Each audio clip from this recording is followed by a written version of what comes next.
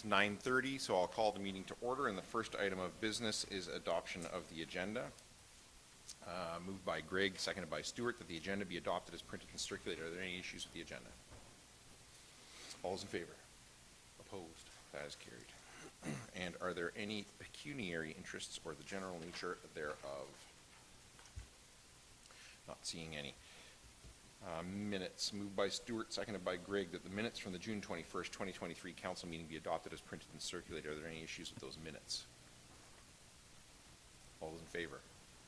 Opposed? That is carried. And we have one timed item at 9:35, a minor variance. So in the few minutes between now and then, we will jump down to the fire chief. 8, reports from staff. 8.1, Fire Department Report 2023-070 from the Fire Chief regarding monthly fire report for June 2023. Chief, is there anything you want to highlight for council before I ask them for questions? Good morning.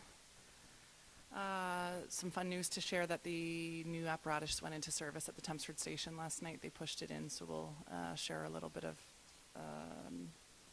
social media around that and welcome it to the fleet.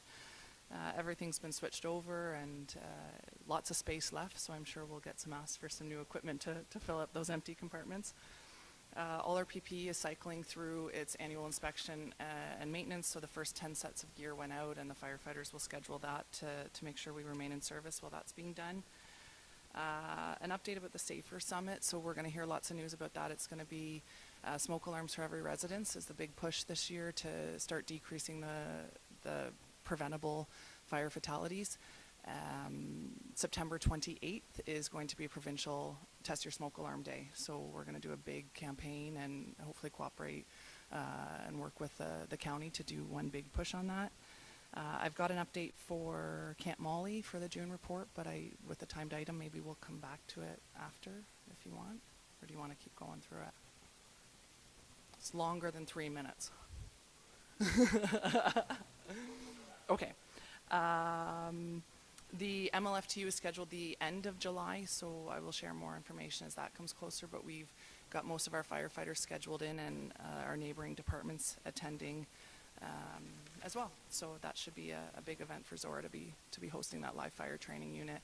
And I was in the north to see it run, and it's really incredible what that piece of equipment can do for our fire service. Questions from council on the report? Councilor Mitchell. 2 questions, Chief. First was revenue from Fire Marquee. We've been subscribing to that for close to a decade now, and the annual revenue's been a few $100s to a few thousand, and this year it's almost 32,000. So why the big jump? We've been really diligent on pulling all those scene release forms and making sure we're putting those reports through. I can't speak to if that was done as consistently in the past, but making sure that we're processing everything that we can and trying to recoup as much as we can. This year it happened to be one large property that had a really big insurance policy on it. That's not always the case. We can't count on this money regularly, but the process works that we submit the reports, they chase it down, and we recover what we can based on the policy that is in place with the property owner. So this was a unique circumstance, certainly not the norm. And the other question is, quite often in your reports you talk about multi-station training, and that's something that in my day didn't happen. Unfortunately it does now. Can you expand on how frequently and how that works? Yeah, so last year I think I had shared that as part of our Officer 2 certification that all the chiefs went through as part of their mandatory certification and their requirements for their position in Zorra Township. The majority of that course focuses on a change management project, and we decided to work on it collaboratively and do our change management project on something that we could see implementing into Zorra Township rather than something just got filed and put in a cabinet somewhere. So that was the birth of the multi-station training idea. 6 times a year, the 3 stations come together. Not all firefighters. We have a host station, and half the other 2 stations. It ensures that we have firefighter coverage still and the responsibility. We don't do it as an extra training night. It's in lieu of one of their regularly scheduled training nights, and we try and coordinate their truck and equipment check nights so that they're not missing something big in their home station. And it happens every other month. So each of the 3 stations is responsible for hosting 2 nights. They get their dates scheduled at the beginning of the year. The chiefs and officers meet about it. We coordinate the dates so that everyone has advance notice. And they work to schedule something big and meaningful, not just for one station, whether it's a guest presentation, a multi-station scenario, or something just unique, specialized training opportunity that all could benefit from. And if we're going to plan it, let's plan it for everyone, not just one individual group. We've also implemented that they feed everyone after, and really trying to build in the idea that before you go in a burning building with somebody, let's know each other's names, let's build some community, and that idea, if you're going to drag your brother or sister out or lay down beside them, then let's make sure that we're family before we do that. So post-COVID, that was something that came to light, that not everyone knew who everyone was because we kind of siloed in our stations again. So ensuring that we're working together, not just on scene but in training as well, has been good. It's year 2, and we've had some good discussion, and they wish to continue it. So we'll keep it up as long as it's going well. Thanks for that. And to put that in context, your predecessor, Chief McFarland, and I started on the same day in 1981. We didn't meet until 2010, and that was the kind of silo that the fire service was in previous to the amalgamation.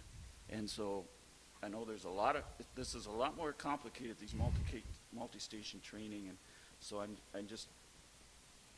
we talk about the advances we've made in equipment and recruit training and public education and all the others, but to me, this is probably the most important thing that the fire service has done in the last 10 to 15 years, is become one fire department.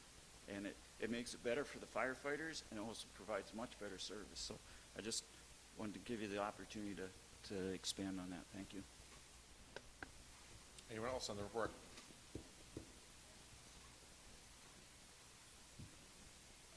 I'll look after that, don't worry. If you got a question, go ahead.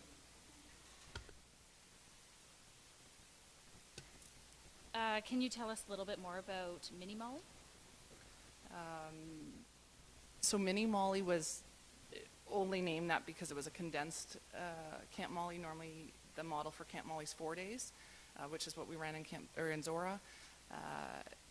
When I was in Huntsville in March, I was asked to present on Camp Molly, and specifically the idea that we'd be running one in a rural community. The fire chief and one of his firefighters from Moosonee approached me and said, could we run one here? And logistically, a 4-day camp in Moosonee, a population of about 1,500, and no roads accessing that community seemed like a unique challenge. They had the live fire training unit going in the end of June, so we kind of thought outside the box and got creative, and we ran a 1-day Molly with just 10 girls rather than the 30. So we coined it a mini Molly. They did auto X, they did ladders, they did search and rescue. They had a little bit of Class B fire in the live fire unit, dispatch, medical. They flew a drone as big as the center of this room. Just some really unique things for that community. So it was a mini Molly just based on number of participants and timeline. And Mini Molly Moosonee had a good ring to it, so that's what we did up there. And now that our Camp Molly's done here, was there any additional costs for the township? I had a little bit of time allocated to it as I worked away on it. Some stuff happened during work hours, and then I was there for the 4 days hosting it. Everything else was entirely donated.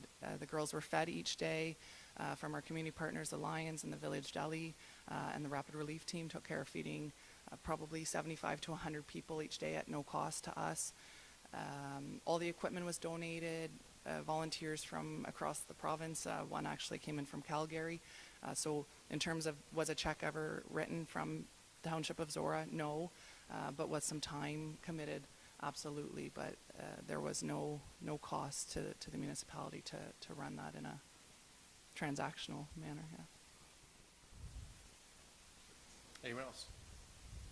Moved by Greg, seconded by Stewart, that report 2023-070 from the fire chief be received and filed for information purposes only. Is there any discussion? All those in favor? Opposed? That is carried. Yep. And moved by Greg, seconded by Stewart, that the council meeting be adjourned at 9:40 a.m. for the purposes of holding a public meeting pursuant to the provisions of the Planning Act, and that council move into the Committee of Adjustment for the purpose of hearing a minor variance application. Is there any discussion?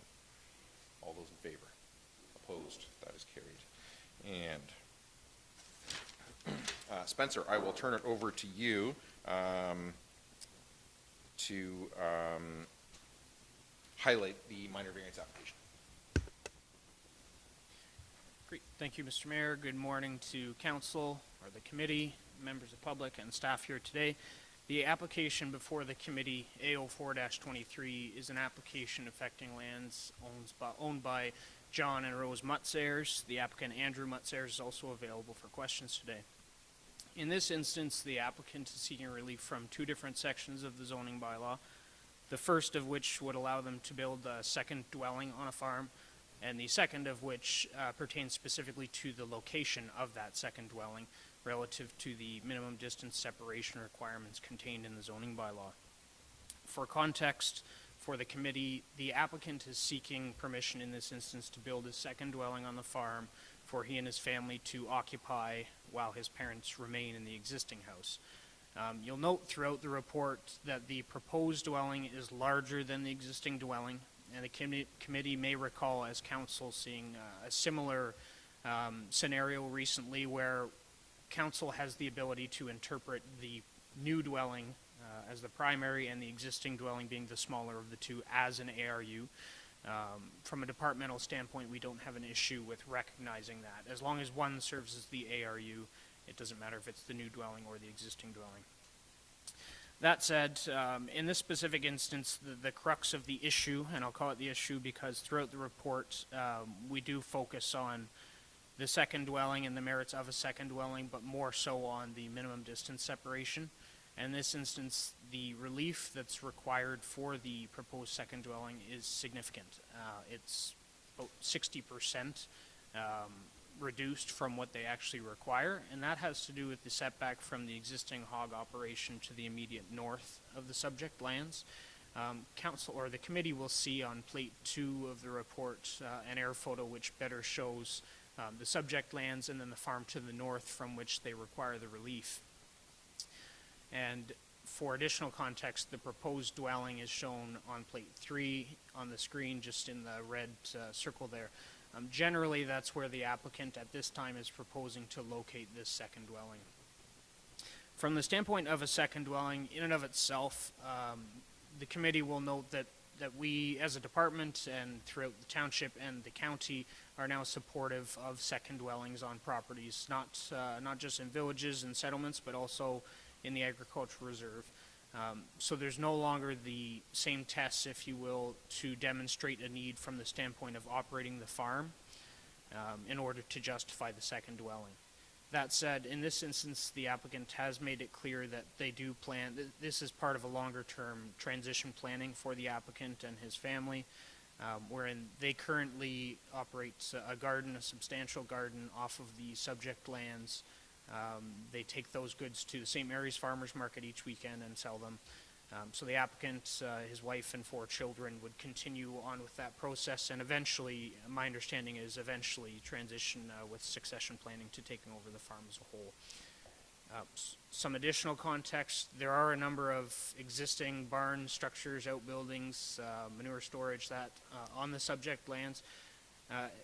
The barn itself is decommissioned. It's not currently housing any livestock, just for context, and it shows you the progression of policies such that previously we would not have been supportive of second dwellings unless it's warranted for helping with the farm operation. That's no longer the case, so even the fact that there are no livestock on the property, previously would say it lends itself to not allowing the second dwelling. However, with this transition and shift to allowing ARUs and being more supportive of housing, we don't have an issue with that. But again, I would just highlight The main issue here is the significant reduction, in the order of 60% reduction from the MDS for the livestock operation, hogs specifically to the north. I would just highlight too, based on the sketch in front of you, there is also a chicken farm to the immediate east. There is no issue with the MDS setback from that barn.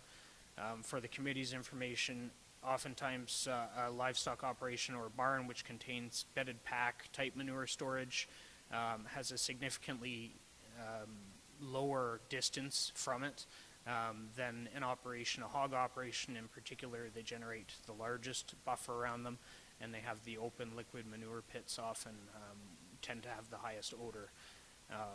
Whether that's the case or not, the applicant and others might tell you that there are more or less odors depending on the operation, but in this specific instance, we are bound to use the MDS software. Township's chief building official has done that and calculated the various distances from both livestock operations, and it's the one to the north which requires the substantial setback. There were no comments received as part of circulation supportive of the application or against the application. I have spoken with the applicant a number of times about this particular application and the merits of it, and the focus of the issue at this time being the MDS setback. I'm happy to take any questions that the committee might have, and the applicant as well would be happy to do so. Thanks, Spencer. Questions from the committee for the planner on the report? Councillor Mitchell. Yes, thank you, Spencer, for the explanation about why the chicken barn across the road is not a factor, because when I first looked at that overhead, it appeared that that barn was just as close, if not closer, to the existing farmland there, or property there that we're considering. But I do have a couple other questions, and one is related to the bullet points included in your report on additional residential units in rural municipalities. And the one bullet point is that the existing principal dwelling and the lot are of sufficient size to accommodate the creation of an ARU. And the other one is that all ARUs shall use the same driveway as the principal dwelling. And in this case, from what I saw on the plan, was that there would be about 3/4 of an acre of land taken from farmland into residential land in order to build this ARU, and the other part of the plan was that there was a separate driveway included. So just if you could comment on why staff have not focused on those issues as well as the MDS issue. Sure. Thank you, Councillor Mitchell, for the question. Through you, Mr. Mayor. With respect to the criteria, there is some latitude to look at those criteria and say, you know, is that the key issue here? And in particular with the driveway, we have, as I mentioned, looked at these previously from the standpoint of a second farmhouse for farm labor.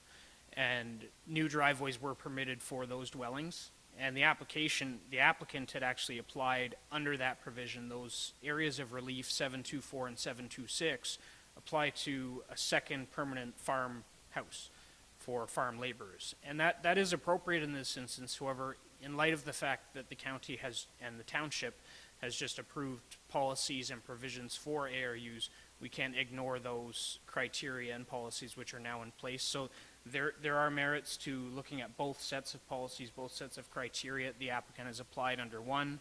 We want to also offer in the report the most fulsome content we can.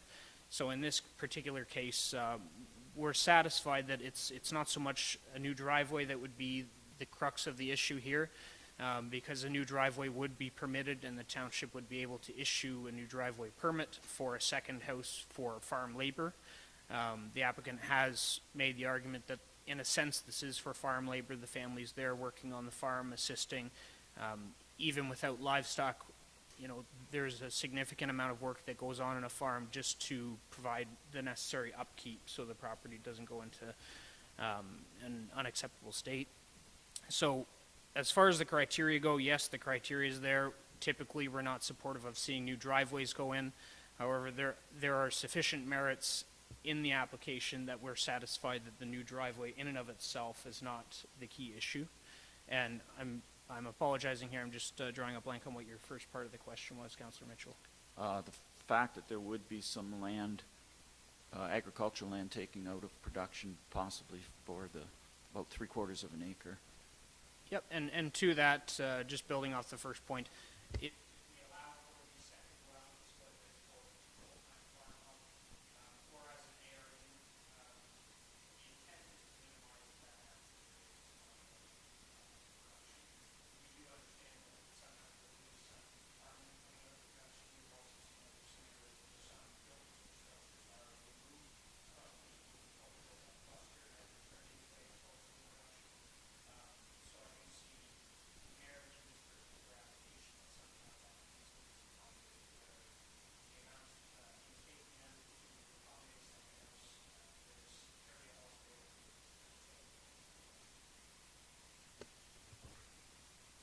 And my other question refers to plate 3, which is the drawing that was submitted. And it indicates there the area that you referenced a few minutes ago where the decommissioned barn, the manure pits, and storage sheds, and it's referred to as existing residential area. So just, can you clarify on a situation like this, is the area where sheds and barns without livestock considered residential? Through you, Mr. Mayor, to that particular question, in this case, it could perhaps be more appropriately referred to as the existing built-up area.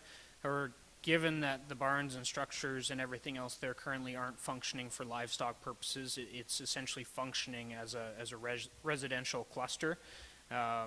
Perhaps better wording could have been used, but it's really the built-up area we're speaking to, and the fact that for a second dwelling, it should generally be contained within this area rather than somewhere, where somebody's proposing a 100-meter-long driveway to access a second house, for example. Thanks, Spencer. Anyone else? Questions for the planner? Deputy Mayor Grigg. In the report, there's an indication that alternate sites on this property could better address the concern of the reduced MDS. I've not been on site to the property, but looking at the maps and the drawings, I'm seeing that there could be some alternate considerations. Based on, I know that the report was written for the specifics of this application, but based on the general nature of the property, would you be able to project what types of reductions in the MDS reduction that we're seeing here in this application? Through you, Mr. Mayor, to Deputy Mayor Grigg's question, as far as the assessment of alternate locations, I think there's value in the applicant taking a closer look at this, depending how the discussions go, and assessing whether or not a different location might better comply with the MDS setbacks. In this case, a 60% reduction is not something our department is supportive of. We feel that's significant. It's a major deviation from MDS, and we do think it's worth assessing other options. And should the applicant come back and say we have found a better location, and perhaps it's 100 meters further away from the barn to the north or the manure pit to the north, and thus 100 meters closer to satisfying MDS. I can't say today if we would even be supportive of that, but I can say is it certainly brings them more in compliance with that MDS requirement. And for additional context, MDS is something that's provincially driven, and we are required at the county and the municipal level to uphold that standard. There are deviations which can happen from it, and those are assessed on a case-by-case basis, but that particular point to your question is just to consider alternate locations which might be more appropriate. And I think later as the applicant speaks, they might be able to address better if those things have been considered, and why they might be appropriate or why they are not viewed as appropriate. Anyone else? Crystal. Councillor Finch. With that, I see that there's 2 decommissioned manure pits on the property. Would MDS have an issue potentially if they picked a different site on that property? Through you, Mr. Mayor, to Councillor Finch's question, And it's a great question. And as far as MDS is something that they tend to run annual training for MDS purposes, and I take it every other year because it's great to have these refreshers. But for the committee's information, MDS would not apply if the manure pits or the barns are on your property. So if it's on your farm, it doesn't apply to where you're placing your buildings or residential structures in this case. It does apply for adjacent properties and neighboring farms. So in this case, the relief, as we mentioned, is sought from the property to the north, and it's not required from the property to the east. And that's based on the fact that one contains hogs, which drive the largest of any type of livestock distance, and the other contains chickens, which the distance surrounding chickens is much lower because of the type of manure storage with bedded pack. It tends to mitigate the odor. But it's a great question, but as far as any decommissioned, or whether they're active or decommissioned, MDS would not apply from their own buildings and structures, from their own existing farm infrastructure. Councillor Stewart. Yeah, Spencer, just wondering if there were to be an alternate location submitted and it was equal to the MDS was equal as the existing residential building. I'm just wondering what would planning, what kind of comments preliminary at this point, obviously, because you guys would take that back and review that, but what would you think county planning would say to that? Through you, Mr. Mayor, to Councillor Stewart's question, it's, as I mentioned before to Deputy Mayor Grigg with her question, it's very hard for us to assess on the fly whether or not, if somebody says, oh, change it to this, okay, all of a sudden we're satisfied, you have to hit this exact number. We really can't do that, and we shouldn't do that from a professional standpoint.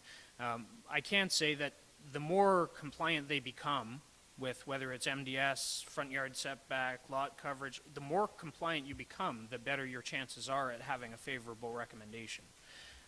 So all I can do is suggest that if alternate locations are proposed and they seem to have merit, we would assess them. Perhaps we'd be supportive, but we may still not be supportive. And I say that just because I wouldn't want to lead the applicant astray in thinking that, okay, we're now, 50 meters more compliant or 100 meters more compliant. They may come down to 50% reduction from MDS, and I truly can't say until I've had the discussion internally and we've considered everything, whether or not we'd be supportive of that. Anyone else? Questions for the planner? Does the applicant wish to speak to their application? You head over there and just, Spencer will make sure that microphone's on for you.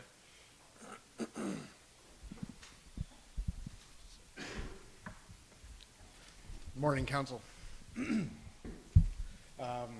I guess I'll just start right off with addressing MDS. I have a couple of examples where MDS has been granted with further reduction than we are requesting. One was March 19th, 2013 for Renee and Joanne Prue. They would be our neighbors to the farm to the east with the chicken barn. They built a new farm residence. They requested 65% decrease from our hog barns on our farm and a 66% decrease in MDS from our manure storage facility. And it's a similar situation there. They did demolish the original farmhouse, but the new farmhouse was built closer to our farm than the original farmhouse. Mm-hmm. It's a very, very similar situation. Another is not quite as severe. Terry and Phyllis Marlowe, who are in attendance, they requested change in MDS by 43%, also from my father's manure storage facility. That was in 2012. I guess another point I have for MDS is there's currently 5 residences built within the minimum setback from Jamie Horn's manure pit or manure storage and hog barns. I guess reasons for us putting the home where it is, I believe it creates a more compact residential zone on the farm. It allows for the ability to either recommission hog barns or demolish hog barns and return that land back to agricultural use in the future more readily than if we build the house to the south. Also, to the south, there is 1.5 million volt hydro towers and Hydro One easement to the south. There would be room there, but I mean, just trying to keep our distance from that for us is important. Addressing some of the other concerns with taking farmland, we recently recovered some farmland. It's shown in the drawing displayed on to the west of the residential property. It's outlined in a rectangle. It shows the amount of property we've returned to farmland in the recent years. It's not quite half of what we're requesting to remove from farm production, but it's there. And we have a continued effort to return as much land as we can to farm production. My family, we do run a fairly successful market garden from the farm currently. We spend a lot of time at the farm. I'm there probably every day on my way to work, checking in and seeing how everything's doing, and we need to spend more time there. I guess having the house also close to my parents' house will assist them as they go further into their retirement. We'll be closer together, and I think our ability to assist will just be improved.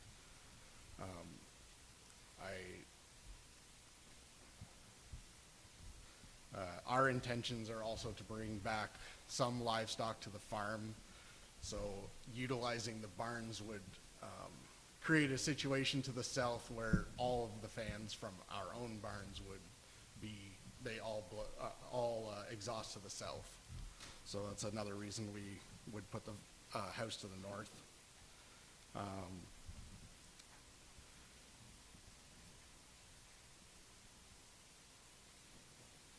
Yeah, and the intention would be that the existing residents, as John and Rose are unable to live at the farm any longer, would be demolished. And the new residents would become the farm's primary residence. And then in that case, we could look at returning some land as well to farmland. So any questions? Questions from council for the applicant? From the Committee of Adjustment for the applicant? Deputy Mayor Gregg. Thank you very much for preparing all of those responses. It's definitely helpful when looking at the application. You spoke to some concerns and logistics with the layout of the property, why you wouldn't want to be to the south, Hydro One, future potential livestock operation, and the ag land coming out of production and some that has been returned, and potential changes in the future of the farm where the residential cluster is tight with each other. My question for you is, that's clearly eliminating a lot of what I'm seeing as potential options for alternate locations on this site.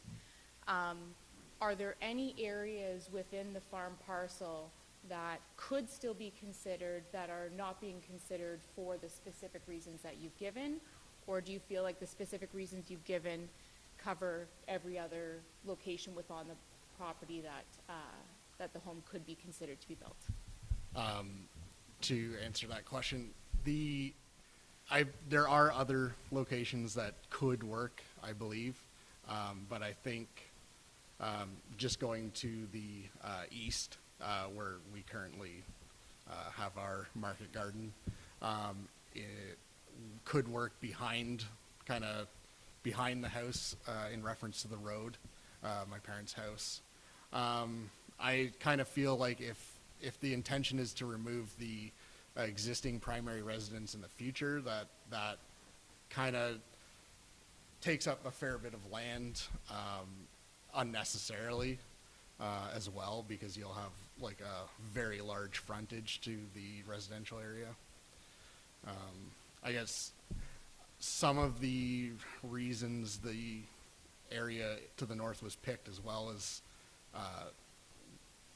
it better qualified for an ARU because it was less than 30 meters from the primary or the other residence.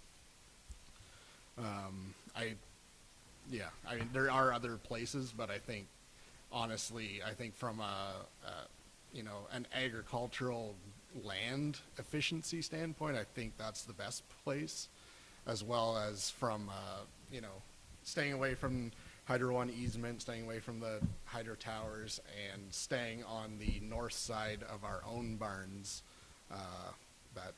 That location serves us the best. Any other questions for the applicant? Councillor Mitchell. Couple of questions referencing plate 3 again. Where is the 1 acre market garden plot located? So the land forms like a L shape, or the residential area forms an L shape.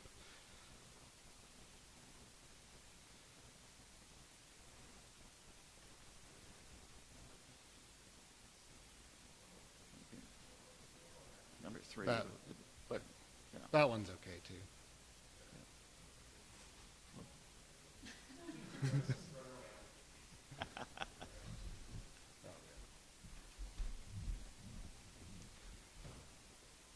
So if you, there's a rectangle to the east, it says former residential area, current agricultural use of 2022. Okay. So that area, and then all the way back to where the trees are outlined, away from the road, Okay. is an acre of ground that we use for our market garden. So between the existing house and the barns and shed? in that- Yeah, it sits right in that L shape. Okay. It's not outlined, but it's Am I- treated as agricultural land. Okay. I was just curious where that fit into the whole design of the property. My second question is, I don't see a well indicated there. Where is the well, and would the second residential unit share that well, or would you need to drill a new well?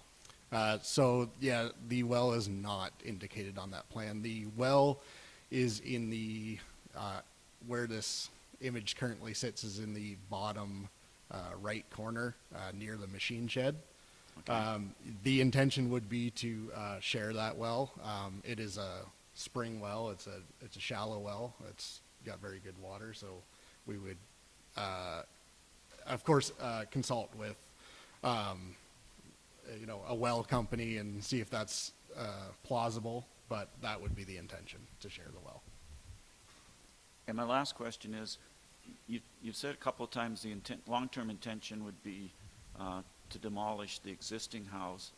Why are you not considering a garden suite at this time instead of a full new residential build? Okay, so we did consider that.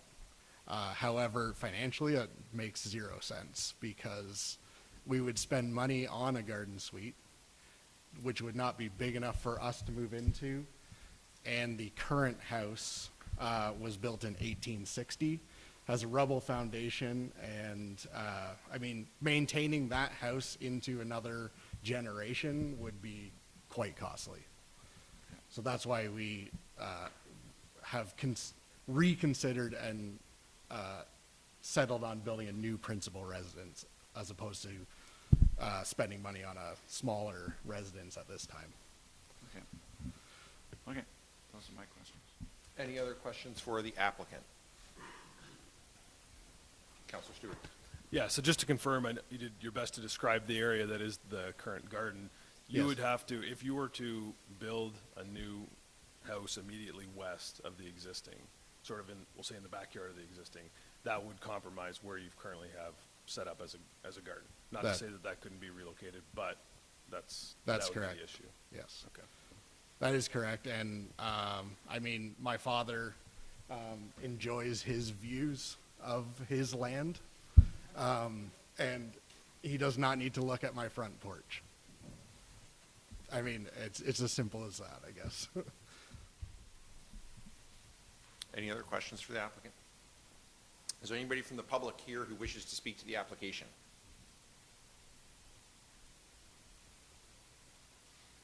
Not seeing anyone.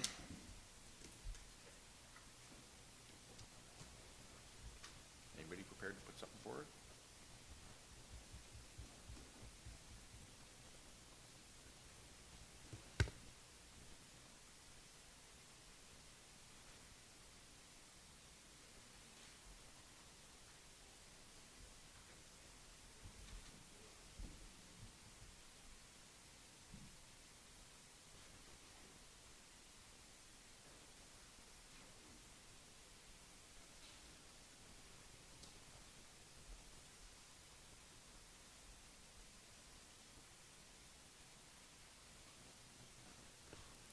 For those of you watching, what's going on is they're trying to decide what they want to do with it. And they're trying to figure out if somebody's willing to move something, somebody else has to second it before council can, or the committee of adjustment can debate it. So that's what's going on right now. Is anybody prepared to move, suggest a decision here and get a seconder?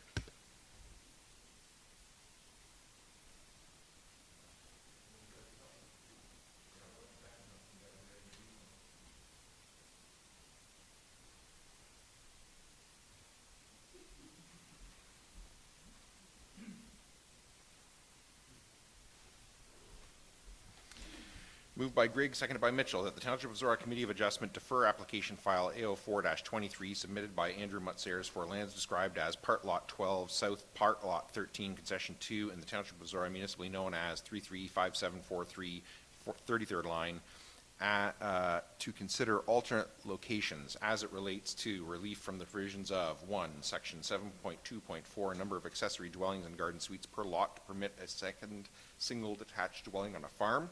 2, Section 7.2.6, location of a new farm residences to reduce the minimum distance separation, MDS1, requirement to the nearest livestock barn, hog barn, from 561 meters, 1,839 feet, to 225 meters, 738 feet, and to reduce the minimum distance separation, MDS1, requirement to the nearest manure storage facility from 605 meters, 1,983 feet, to 265 meters, 869 feet. Deputy Mayor Grigg is the mover. Do you wish to speak to that?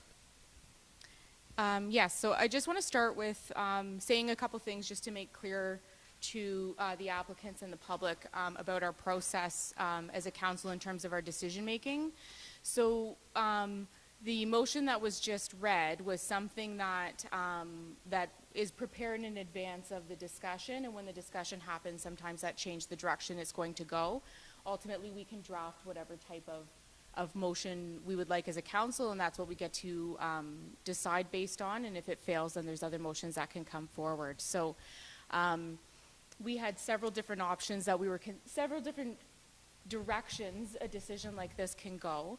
And so this one that's being put forward is to defer, to consider alternate locations on the same property. This is what I was in full support of prior to hearing the debate. And hearing that further, sorry, not the debate, the further information from the applicant. My concern now is that with the motion as being read is that it may not be as much of a concern to me as I had prior felt. I was really hopeful that alternate locations on the site could be more suitable for this build. I'm starting to feel more confident that while the reduction in the MDS is incredibly high and not ideal, that given the full scope of the picture of this property and what these families are looking to do, that I would be interested in considering it. So the motion that I was circulating was to approve the application, and I was not getting an appetite on that. So we're starting here as a starting point, and then depending on if it passes or fails, then we'll move into the alternate choices of decision. So as clearly outlined in the report, it really isn't the secondary unit, it's that MDS. This is uncommon for me to speak in this direction for MDS because normally that MDS is something that I uphold as being incredibly important for appropriate rural settlement. I represent the area of Tempsford, so in my ward, by-law complaint is something that I deal with probably the most frequent in my role. And so that sort of mitigation of conflict between neighbors is something that is really protected when we look at those appropriate setbacks in our rural areas. We have had applications in the past where people come forward looking to sever those farm lots. There's some benefit to severing some farm lots, but what those sometimes end up being is that people get to have a wonderful, quiet country residential property and bring all of their residential expectations with them. And when we're non-compliant with our farmland MDS, it really only functions for those who are farming. So based on where your previous manure pits were when it was a functioning hog operation, the residential spacing, you were already close to it anyways, right? So to be close to somebody else is what you were already willing to accept. It seems silly that we would say no to one and then say yes to the other. The fear that I hold is that at some point that future home is severed and then it no longer is functioning as part of the farm. I recognize that that is not your intention, but that could be the intention of the next owner. I know we've had applications come forward here, and to be clear, every application is based on its own merit and not, precedent setting. While I appreciate the stories of what happened 10 years ago, a different council's decisions I don't, hold too high in terms of how I make my own. But we've had, significant asks that we've approved here that really worked with that specific applicant's story of why they needed it. And then that house, the modifications were made to the property and it was for sale less than a year later. So we really always have to be thinking about, if it wasn't your family, how could it operate? So I was interested in looking at a deferral to hopefully get it either in line with the existing house or hopefully increasing that setback just to help minimize that, and that I would likely have more of an appetite for that. And I would still be in support of that if it looks like there's no appetite from council to move forward with approval. But based on what we've looked at here and the questions answered by staff and applicant, I would also be interested in just moving forward with approving it. But to be clear, you did move to defer it? Yes. Okay. Councillor Mitchell is the seconder. Do you wish to speak to it? Yes, I support the motion to defer. I think it's completely reasonable to build a second house on this property. It's a multi-generation farm transition. We're talking about a labor-intensive component with the market garden. It's consistent with the precedents of Zorra councils have set as far as allowing second residences on farms, and in several occasions against recommendations of staff under previous legislation. And it's also consistent, as the planner pointed out, with the new policies allowing rural additional residential units.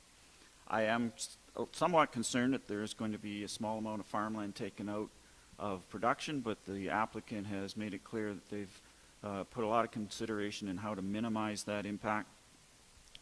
Planning staff is not concerned about the small amount, the 3/4 of an acre, and it's somewhat offset that there's a high intensity agricultural operation which would be continuing to operate as far as the market garden versus 1 acre of market garden versus 1 acre of field crops. What it comes down to for me is the precedence of a 60% reduction in the MDS from the neighboring hog barn.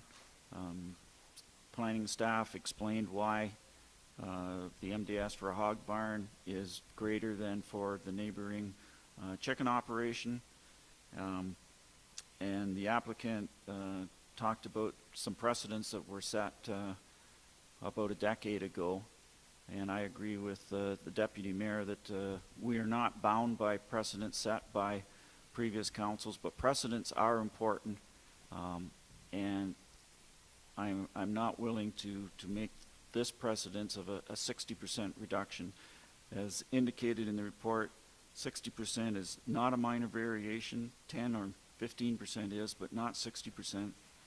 And I think that there are other options. The applicant gave an excellent explanation of why they prefer this option, but I think in light of the MDS concerns that we should go back and consider some of those other options. And I'm in favor of deferral rather than an outright of non-approval of the application, so that the applicant doesn't have to go back to square one with this application. It's a matter of modifying what they want done. I think that's a quicker and a less expensive process to go through. So that's why I'm going to support the motion that's on the floor to defer this application and give the applicant an opportunity to modify what they want to do. Anyone else? Councillor Finch.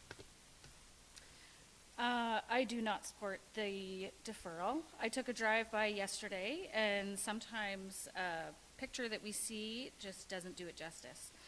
I am conflicted because 60% is huge, but I think multi-generational farming is important. And it's important to have them home to take care of mom and dad later in life, like you said, Andrew. And the cost of farms these days, a young couple can't go out and purchase a farm. They need to have it passed down through family. So I do not support the deferral.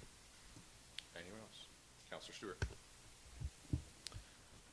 Yeah, I think for me, I agree with deferring it so we can look at alternate locations. I clearly heard sort of the downsides of locating it to the immediate west when it comes to what that'll do to the existing garden, what that'll do to the view. Appreciating all those things, I think we're still trying to navigate as a council what we do with these ARUs when they come in. It's important to remember that the point of this is to allow for more residential occupancy within the township. That applies both in rural settings and town settings. In the town, people now have a luxury to create a second laneway, use some farmland to the north in this case, maintain a view in the backyard, and those are very, very lucky, nice things to have. But I think we need to look at the factors that are definitely highlighted in the report with the MDS, and then the fact that there's a couple other, I guess we'll say deficiencies maybe in what was normally recommended to be done with an ARU. While the area to the west is not a ideal location, if we're trying to put second houses on farms, for all the reasons that Councillor Finch mentioned as well, it may come with some sacrifice. And if we're trying to maintain some existing minimum distance separations to not make things worse than they are, I think a secondary location could be proposed. Anyone else? I support the deferral. I think the ARU policy is new. There's some question whether this is being approached as an ARU or as a secondary farm dwelling. Either way, I think I'm generally supportive of these and have been in the past for the multi-generational reasons, the farm labor reasons, and now for the ARU on its own. But I certainly won't be held to the decisions of past councils, certainly not ones that I was not on. I think that the biggest concern for me is the MDS. It's a very large MDS setback, and I think we need to really remember that if we allow that, we sterilize land to the north on adjacent properties for whoever that future landowner is, and their ability to put a barn or manure storage on that property in the future is sterilized by doing that, right? A future council is sitting here and somebody's saying, I want to put in a manure storage pit, and we're telling them you have to go further out away from your existing farm buildings to put that in, because there's this residential unit there now. So I think the other thing is, as Councillor Stewart said, I think we need to be very careful that while we are encouraging of new housing solutions in ARUs, that we don't unintentionally actually just simply sprawl. If this was a house outside the village boundary of Embro or Thamesford, growing out into a field, we would say, that's sprawl, you're outside the village boundary, we can't do that. Now, there's limits to that, obviously, in the agricultural reserve, and where you can and can't actually put a house, and how much land is going to be taken out of production. But I think we need to be mindful of that when we allow additional residential units, that we don't just have additional residential units beside existing houses. Well, what's the difference between that and just having another house beside there? So we just call it an ARU, and now you can take an acre out of production. We would be against that if it was just another property. So I think a deferral is the right thing to do here, and explore, are there other possibilities? Are there other ways to do this and get the desirable features of this, housing and multi-generational living and help on the farm, without drastically reducing MDS, sterilizing somebody else's future use of their property. So I think a deferral is the right thing to do here, and look for other possibilities without straight turning it down and forcing the applicant to come back with a whole new application and a whole new fee and enter a whole new process again. So anybody else before I call the question? I will read it again then, just for clarity, and call the question. Moved by Greg, seconded by Mitchell, that the Township of Zorra Committee of Adjustment defer application file AO4-23 submitted by Andrew Mutzayers for lands described as Part Lot 12, Part Lot 13, Concession 2 in the Township of Zorra, municipally known as 335743 33rd Line, to consider alternate locations as it relates to relief from the provisions of 1, Section 7.2.4, number of accessory dwellings and garden suites per lot to permit a second single detached dwelling on a farm. 2, Section 7.2.6, location of new farm residences to reduce the minimum distance separation MDS1 requirement to the nearest livestock barn, hog barn, from 561 meters, 1,839 feet, to 225 meters, 738 feet, and to reduce the minimum distance separation MDS1 requirement to the nearest manure storage facility from 605 meters, 1,983 feet, to 265 meters, 869 feet. Any other discussion? All those in favor? Opposed? That is carried.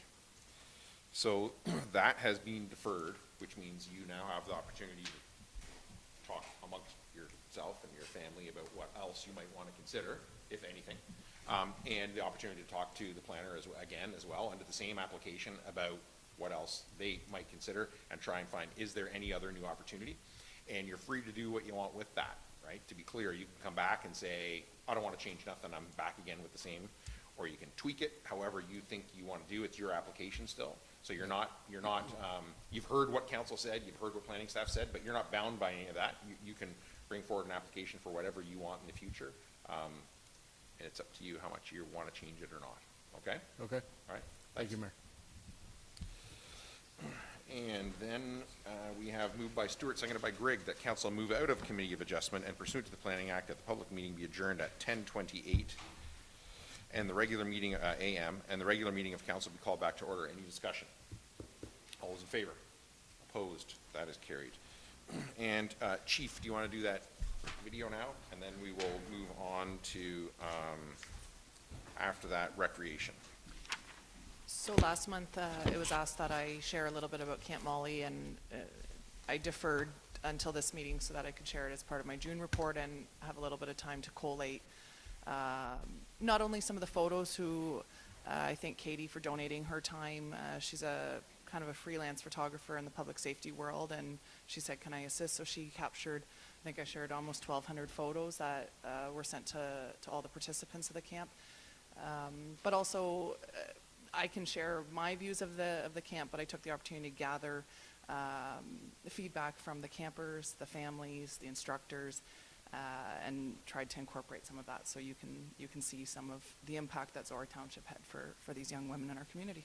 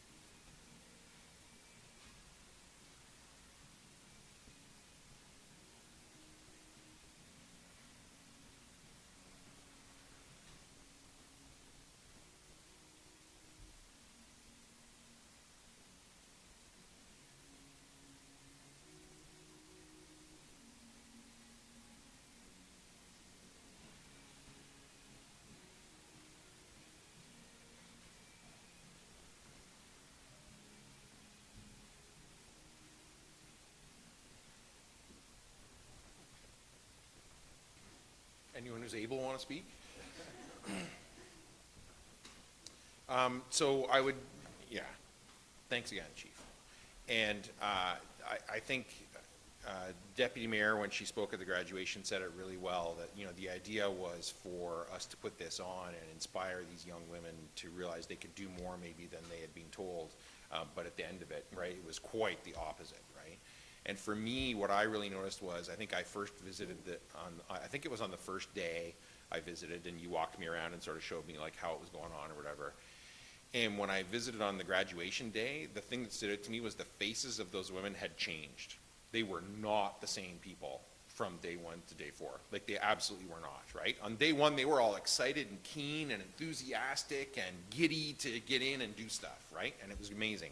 But on day 4, when they showed up coming back from the airport and the orange helicopter, they were different people. Like, you could just see it. They had literally been transformed by those 4 days, and that's really all I'm qualified to say on it. But yeah, amazing. Anyone else? Deputy Mayor Grady. Yeah, that was an all right 4 days, eh? Turned out well. Didn't cost any money. Good job. No, I guess I just have, and I've given it some time before I ask the question, and I know we're not, you know, within a report to, you know, adopt, and there's no motion on the floor. But, you know, is this something that we can expect to see, whether it be a full Molly or a mini Molly, in the future? And the reason I ask the question is, I think exactly what Mayor Ryan said.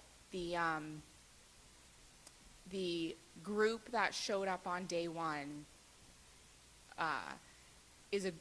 versus the group at graduation is a different group of humans, because there's not one participant who has not been changed in their lives. And it was really, really cool. My daughter participated, so it was really cool to get that look into, you know, as a municipality, what is it that we're hosting, that we supported, that our fire chief was so ambitious to bring to, you know, we're the only small municipality that's done this, right? Like, it's unheard of for this to be run here. So, you know, what does that look like? How is that functioning? How's our chief handling this? But then I'm there as a parent, which is why I have a hard time speaking here, because I see my daughter up on the screen and it's over. The conversations I had at Pickup Daily with the volunteers, with the instructors, with men that I know from our community that I've known who serve us on that fire department, who volunteered their time to come out and be a part of these interactions with our girls. Those men are our neighbors and our friends, and they're the ones that our girls know as being our fire service. And those men worked alongside them, and they were humbled by that experience. Like, think about the impact that has on our young girls. There wasn't one day that I picked up that I didn't cry from a conversation with another adult, right? So I saw it on the participants' faces, but I also in the interactions I had with others.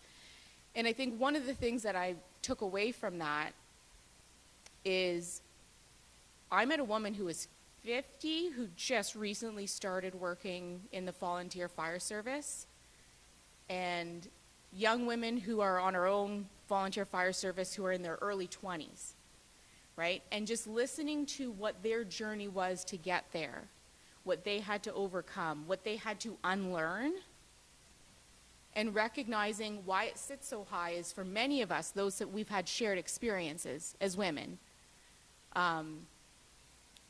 seeing that our girls are learning those things, being told those things, and overcoming those barriers as young women as opposed to the rest of us in our 20s, 30s, 40s, 50s, and beyond was just incredible. And so, well, it was such a successful event.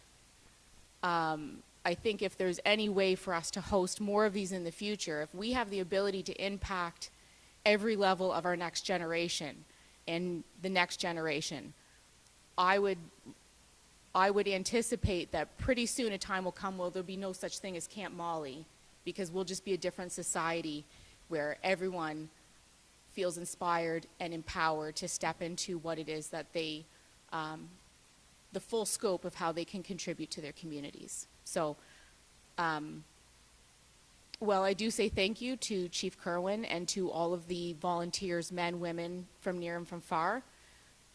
I think I will be finding new words 10 years from now and running back to you, because there's no way of saying thank you. That's enough. Thank you. Anyone else?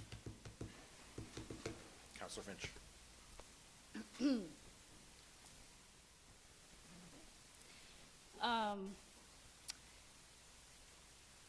It's hard to find the right words to express how amazing Camp Molly is.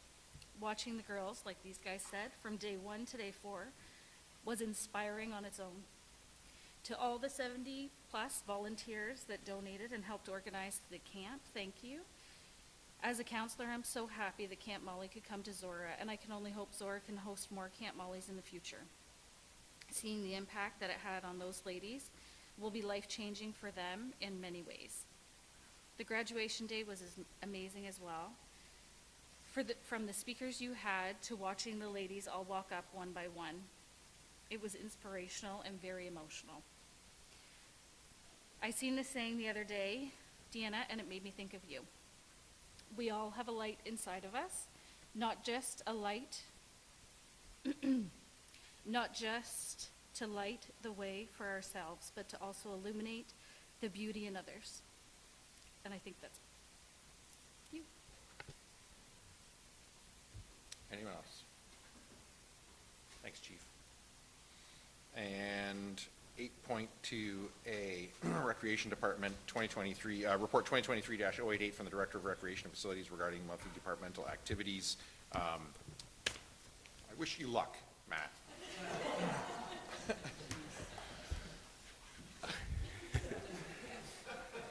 No videos from us today, sorry. We'll highlight both the hard work of staff. On the weekend we had the Highland Games. It was another successful year. I'm trying to gather some numbers of what they experienced for attendees. That they didn't have that pulled together yet, so I don't have that to share.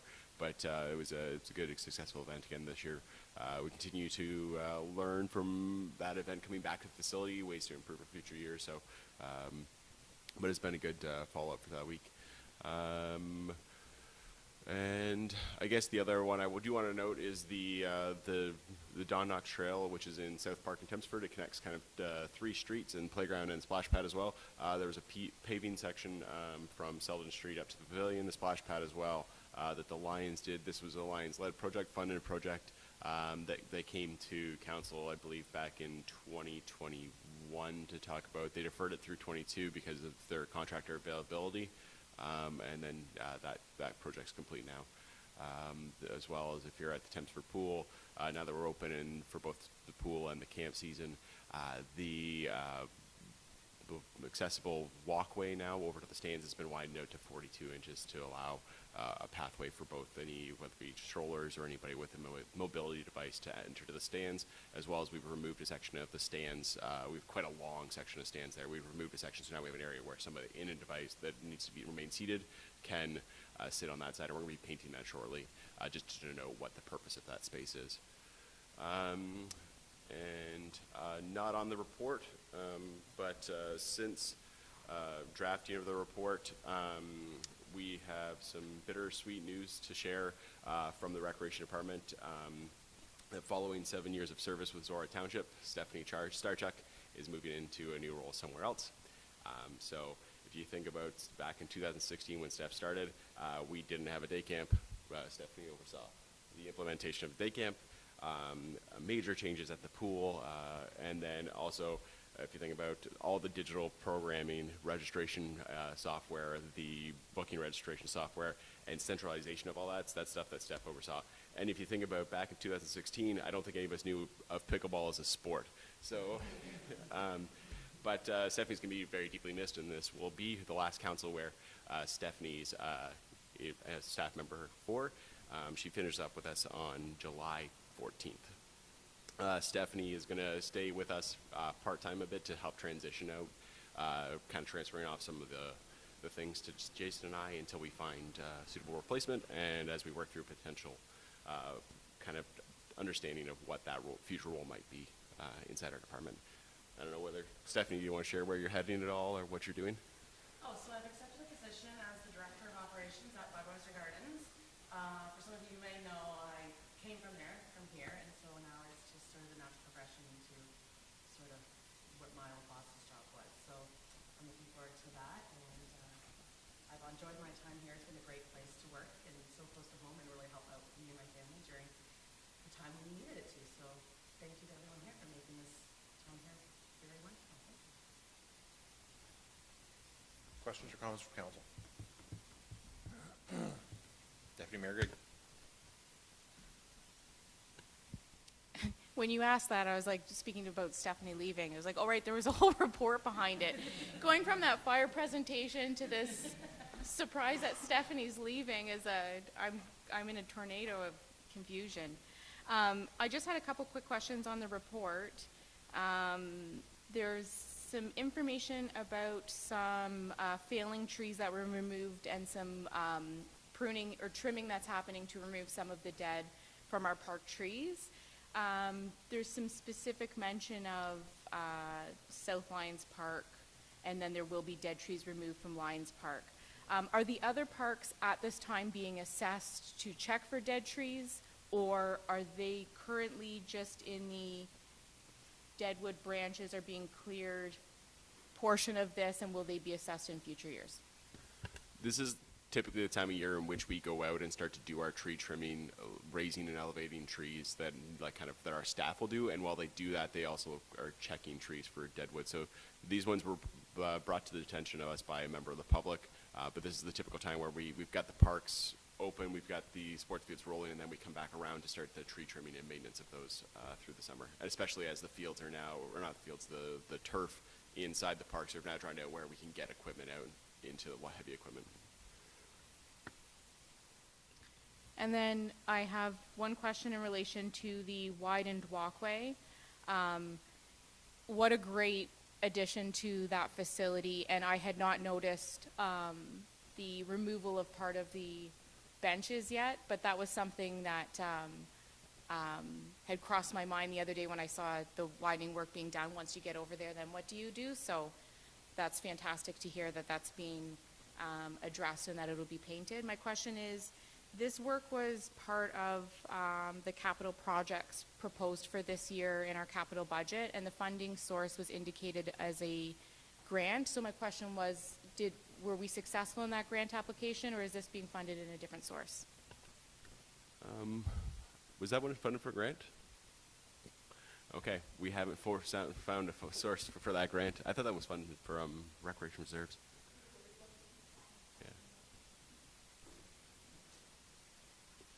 We were looking at following up on potential grants, accessibility grants that were maybe available that we would try and apply for. Yeah. There hasn't been a grant found for this project yet, no, so it's been completed and I'll have to work on the back end of it. So follow-up question. So this is now funded at a budget? Was the budget allocated for that project? I mean, it's a great project. I'm not debating that, but I'm just curious now about where the money's actually coming from. This will be something that we'll be discussing within the rec department and following up on where we get the funds for it. Thank you. Any other questions on the report? Councillor Mitchell. Just, Stephanie, thanks for your years here, and it's been, when we were at the ZRAC committee, it was enjoyable working with you, and congratulations on your new position, and wish you all the best and success back in the big city. Question for Matt, now that Stephanie is moving on, is the plan to hire someone to fill her position basically as it was, or are we looking at maybe some redistribution of management in the recreation department? This is something that Don and I were having initial discussions on yesterday as we just kind of are working through the initial kind of news of this. I think when we have somebody that's kind of core and inside our management team or administrative team of the recreation department, we will review kind of if there's a different need or a different fit that we want to address. I've been just yesterday and today looking at different models that other municipalities use for these types of rules, but it's too early to kind of say whether we're going to just look at a slight change in the job description or a larger change in the rule. Thanks, Matt. Anyone else? Councillor Finch. With camp registration, is it still open or are you guys full? Yep, camp's registration is still open, and we can take registrations for most weeks at both Embro and Thamesford. We have tried to shorten and made it a little simpler to register, as far as we've got short URLs now, so zorra.ca/camp brings you straight to the camp registration. Same thing goes with zorra.ca/swim. They're open and available for both of them. And when it comes to camp, we tend to have more availability in Embro currently. Thamesford's a bit fuller. Steph probably has the better beat on the day of the month and week that we know, but both are available still. And thank you, Stephanie, for all your years here. Good luck. Anyone else? Yeah, Steph, I remember when you started.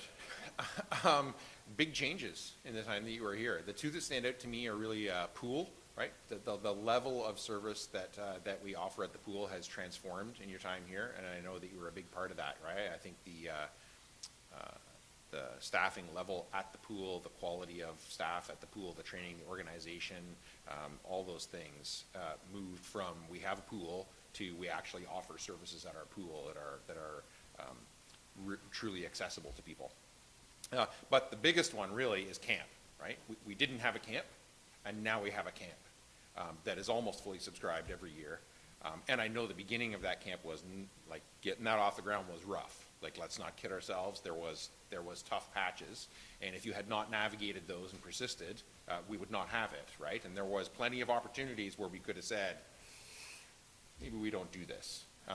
We were right to do it, right? And you were right to suggest to us the ways that we could do it because it is so well subscribed. So, on behalf of all the residents who send their kids for the last, when did we start that? It actually started 6 years ago, I think.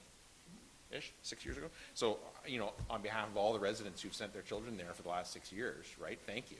They got to do a thing that they didn't get to do in their community before. So, and best of luck in the future. Anyone else? Moved by Stewart, seconded by Grigg, that report 2023-088 from the Director of Recreation and Facilities be received and filed for information purposes only. Is there any discussion? All those in favor? Opposed? That is carried. And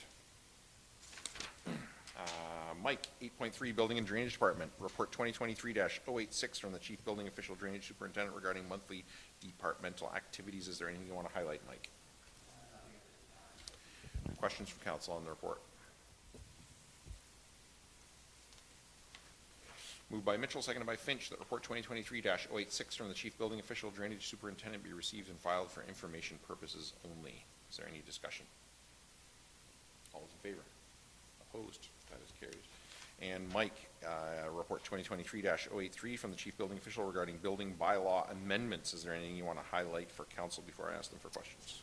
No, it's just a little bit of housekeeping, adding ARUs into the bylaw and cleaning up a few things that needed cleaning up within it. Questions from council on the report?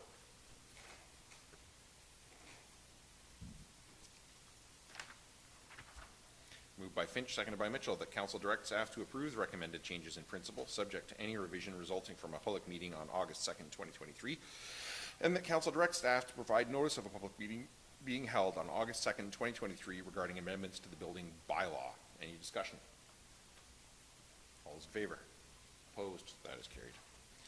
And Memorandum 2023-084 from the Chief Building Official Drainage Superintendent regarding the Quinn Drain 2023 tender results. Mike, is there anything you want to highlight in that?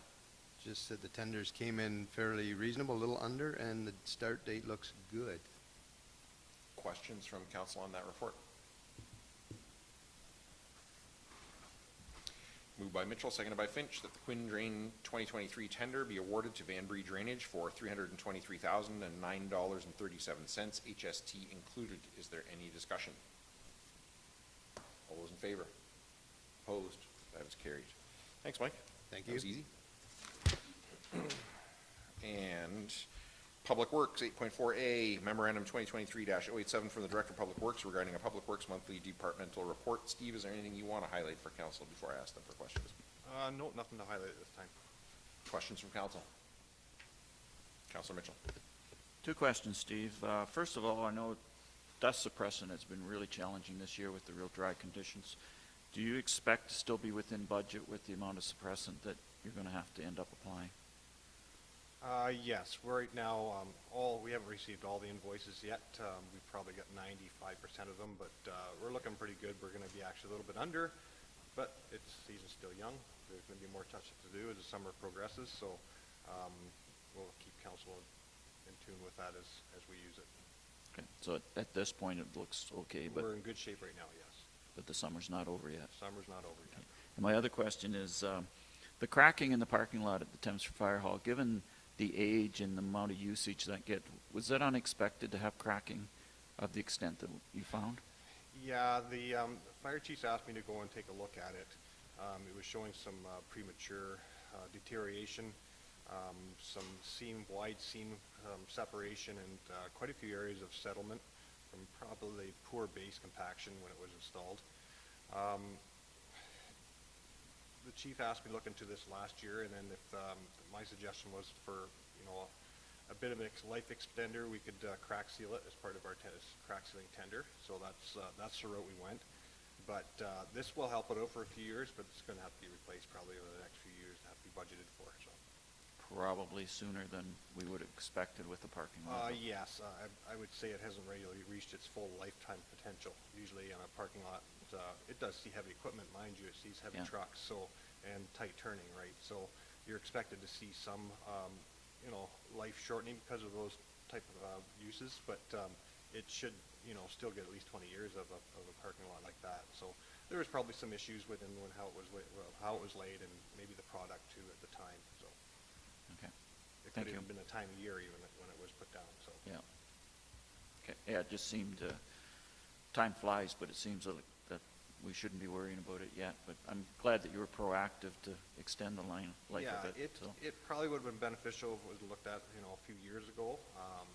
But better late than never. Yeah.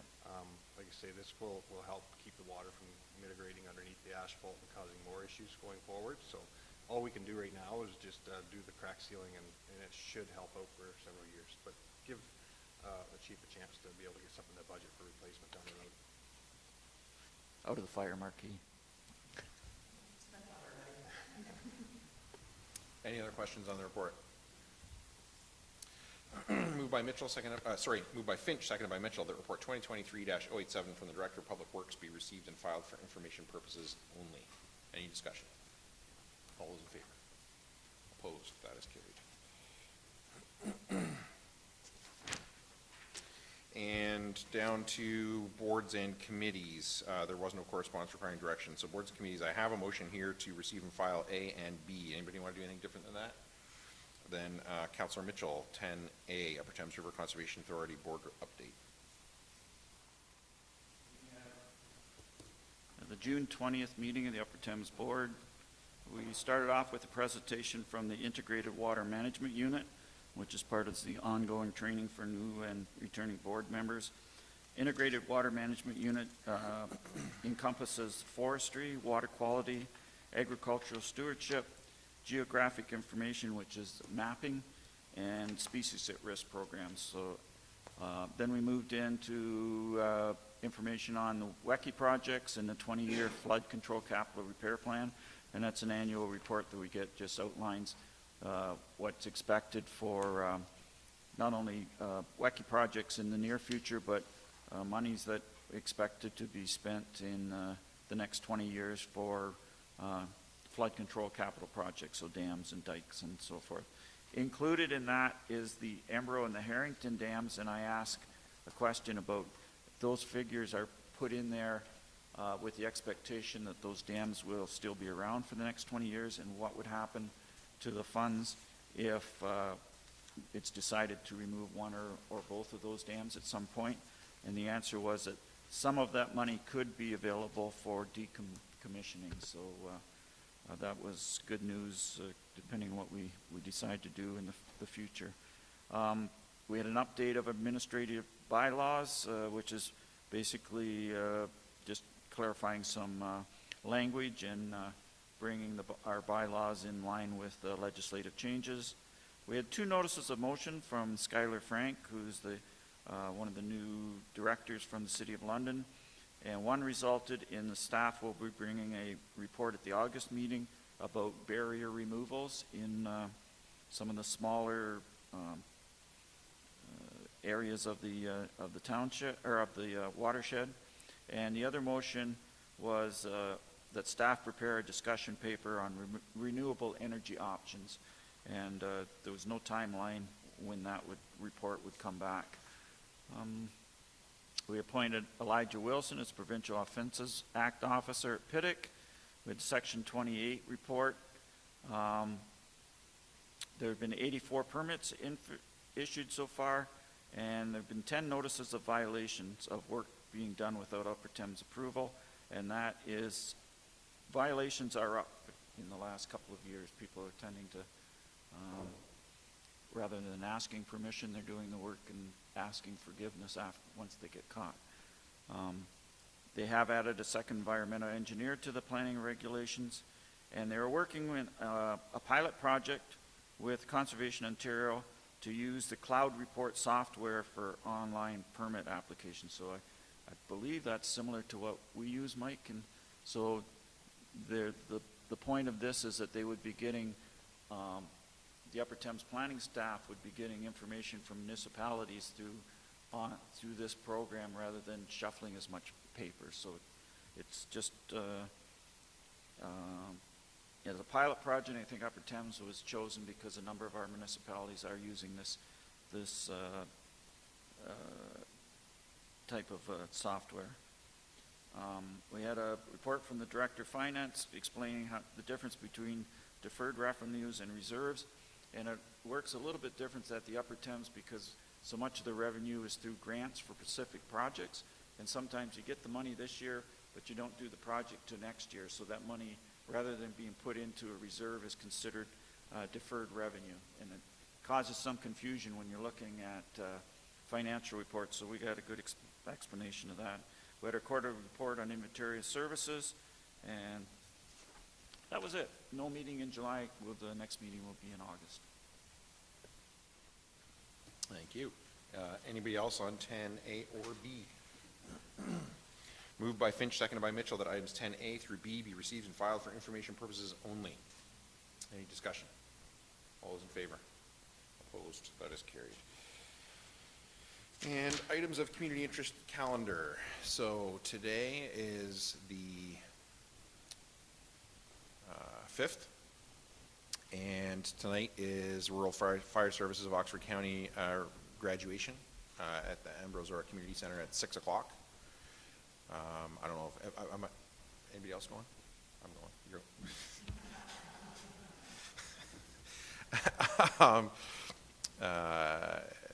good luck.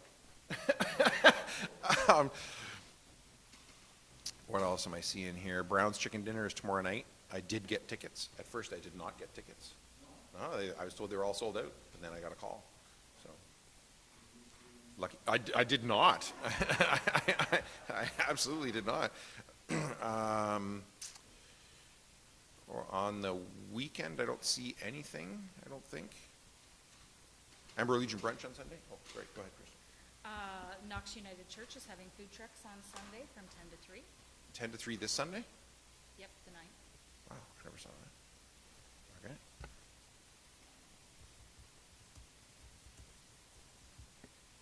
Ten till 3?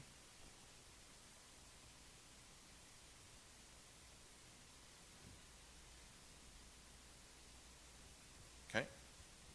And is it Legion brunch on Sunday? I am thinking it's not because they don't typically do it in the summertime. Oh, okay. It'll Right. resume back in the fall.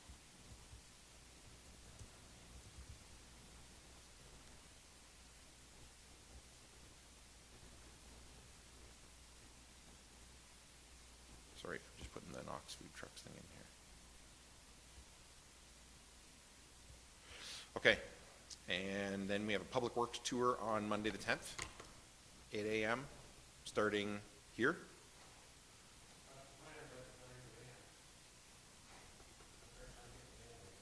Okay, bus? Okay.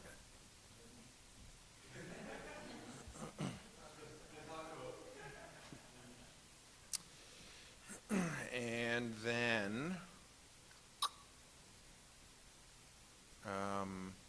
Councilor Mitchell. HACA meeting Monday night, July the 10th, 7. Okay. And I have in here, so council communications training, that's opened up to everybody. I'm not sure who's going to that on Wednesday, the 12th at 1. Okay. Just heads up, it might not start at 1. That's counting on county council being done by then, and normally it would be, but one meeting a month, you know? So maybe come at 1, but don't be surprised if it doesn't start right at 1. And then, yeah, The 15th, Cooksville Tire is doing their. Yeah. Garage Fest. Yes. I will not be there for that. You're going? Okay. And then we're back, we're not back here then until the August 2nd, right? Yeah. Is there anything in between there that I missed? I have down the Beachville Car Show on the Yeah. 23rd. Sunday the Yeah. 23rd, okay. Anything else? We have a ZMCC meeting Tuesday, this coming Tuesday, the 11th. Okay. Just chugging along. Anything else? Okay. Yeah. Yeah. The Ambro Tractor Pulse, Yeah, when is that? August 5th and, no, 4th and 5th. 4th and 5th. I guess we will have council before that then. Yeah. No, good though, because it's so far away. Okay. Anything else?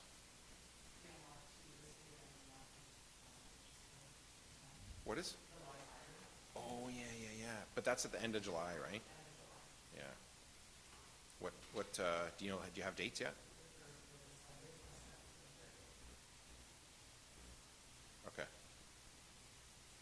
Marcus, one to note throughout the month of July is Oxford County's Library's mobile book unit is coming through a bunch of the parks. So The they're Ox on the public Run calendar. van? Yeah, so the Ox on the Run, yeah, it's coming through. So it's in Memorial Park tomorrow. The next week on the Thursday, it's in Harrington, and then it comes down to Memorial Park again on the 21st. Great. So yeah, that's and then back up to Harrington. We'll be sharing that, I assume, as it goes Yeah, to our it's facilities. Lisa's got it for social media, and we've Great. already shared it. But Great. Anything else? All right. Moved by Mitchell, seconded by Finch, that council move into a closed meeting session at 11:10 a.m. pursuant to section 239.2E of the Municipal Act regarding Zorra Maintenance Facility. Any discussion? All those in favor? Opposed? That is carried. And Maggie, can you let us know when we are off audio and video?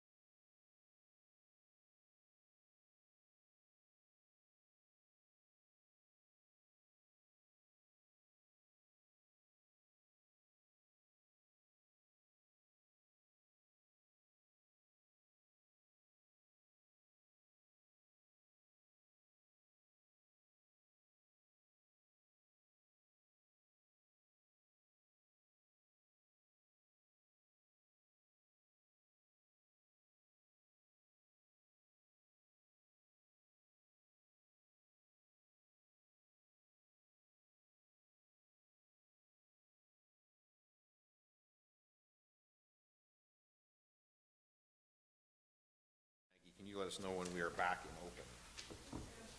Thank you. Moved by Finch, seconded by Mitchell, that bylaw 37-23, being a bylaw to confirm the proceedings of council held July 5th, 2023, be read a first, second, and third time this July 5th, 2023. And further, that the mayor and clerk are hereby authorized to sign the same and affix the corporate seal thereto. Any discussion? All those in favor? Opposed? That is carried. And moved by Mitchell, seconded by Finch, that this session of council be now adjourned and herewith closed at 11:58 a.m. And the next meeting of council be called for the August 2nd, 2023 at 9:30 a.m. in the council chambers of the Township Municipal Office. Any discussion? All those in favor?